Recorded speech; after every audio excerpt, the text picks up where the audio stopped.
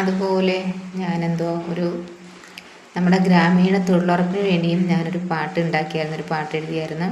പക്ഷേ അങ്ങനെ തൊഴിലുറപ്പിൻ്റെ ലോകമെമ്പാടും തൊഴിലുറപ്പ് ചെയ്യുന്നുണ്ട്. തൊഴിലുറപ്പിന് ഒരു ഈശ്വര പ്രാർത്ഥന എന്നുള്ള രീതിക്ക് ഞാൻ കേട്ടിട്ടില്ല. ഇവിടെയും അങ്ങനെ ഒരു പാട്ടിൻ്റെ രീതിക്ക് തൊഴിലുറപ്പ് ഗ്രാമീണ തൊഴിലുറപ്പിൽ പറഞ്ഞിട്ടേ ഇല്ല.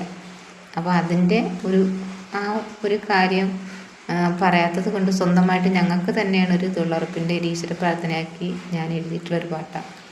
എന്ന് വെച്ച് കഴിഞ്ഞാൽ നമ്മളിപ്പം ഏതൊരു വേദിയിൽ കയറുമ്പോഴൊരു മൗനം, ഒരു 2-3 മിനിറ്റ് ഒരു മൗനം, ഈശ്വര പ്രാർത്ഥന പോലെ ഒരു മൗനം വയ്ക്കും. അപ്പോൾ അതിൽ ഈ ലോകമെമ്പാടും ഇങ്ങനെ തൊഴിലുറപ്പിൻ്റെ കുറേ വർക്കുകൾ ചെയ്യുന്നുണ്ട്. എന്നിട്ട് പോലും അങ്ങനെ ഒരു കാര്യമില്ലാത്തൊരു മീറ്റിംഗ് എവിടെയെങ്കിലും കൂടിയാൽ പോലും അങ്ങനെ ഒരു സംഭവം ഇല്ലാത്തൊരു പരിപാടിയാണ് തൊഴിലുറപ്പെന്ന് വെച്ചിട്ട്. ഒരുപാട് ആൾക്കാർ ഇതുകൊണ്ട് ജീവിച്ചു പോകുന്ന ആൾക്കാരാണ് ഉള്ളത്. കോടിക്കണക്കിന് ആൾക്കാർ ഇതുകൊണ്ട് തന്നെയാണ് ജീവിച്ചു പോകുന്നത്. പക്ഷേ എന്നിട്ട് പോലും അങ്ങനെ ഒരു സംഭവം അതിനകത്ത് വെച്ചിട്ടില്ല. അപ്പോൾ അത് കാരണം ഞാൻ എനിക്ക് വേണ്ടി, അല്ലെങ്കിൽ ഞങ്ങളുടെ ഒരു മേഖലയ്ക്ക്, അല്ലെങ്കിൽ ഞങ്ങൾ ചെയ്യുന്ന വർക്കിന് വേണ്ടി ഒരു തൊഴിലുറപ്പിൻ്റെ ഒരു പാട്ട് ഉണ്ടാക്കിയതാണ്.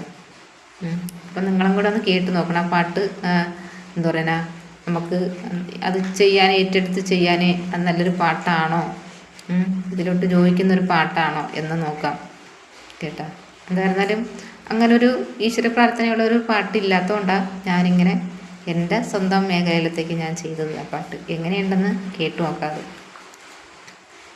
ആ പാട്ട് എങ്ങനെ അത് അംഗീകരിക്കാൻ പറ്റുമോ ഇല്ലേ എന്നൊക്കെ നിങ്ങൾ കേൾക്കുന്നൊരു അഭിപ്രായം പറഞ്ഞു തരണം കേട്ടോ. നല്ലതാണോ, അത് ശരിയാവുമോ എന്നൊക്കെ എന്നുള്ളത് കമൻറ്റുകളും അഭിപ്രായങ്ങളൊക്കെ പറയണം. കുറഞ്ഞു പോക്കണ കാലം പോലെ ഓരോ ദിനവും കാത്തിരിക്കുന്നു ഞങ്ങൾ, ഓരോ ദിനവും കാത്തിരിക്കുന്നു ഞങ്ങൾ, ഓരോ ദിനവും കാത്തിരിക്കുന്നു. നമ്മുടെ വീടുകൾ പട്ടിണി മാറ്റി തൊഴിലുറപ്പിന്